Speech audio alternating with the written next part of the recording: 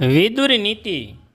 હે રાજન, આ મનુષ્ય લોકમાં 8 ગુણો એવા છે જે સ્વર્ગલોકનો અનુભવ કરાવે છે। એમાંથી 4 ગુણ તો સજ્જનોની પાછળ ચાલે છે।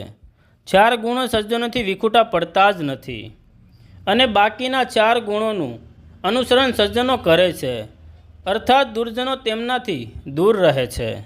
યજ્ઞ, દાન, સ્વાધ્યાય અને તપ, આ 4 ગુણો સજ્જનોની પાછળ ચાલે છે, વિખૂટા પડતા નથી, તથા દામ, સત્ય, સરળતા અને દયા, આ 4 ગુણોને સજ્જનો પ્રત્યેનો પૂર્વક વળગી રહે છે।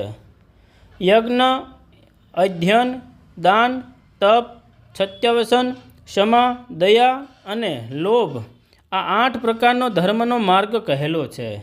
તેમાંથી પહેલાંના 4નું પાલન દંભ દેખાડા માટે જ દુર્જન લોકો પણ કરે છે, પરંતુ પાછલા 4 ગુણો દુર્જનોમાં તો કદી પણ રહી શકતા નથી। જય શ્રી કૃષ્ણ।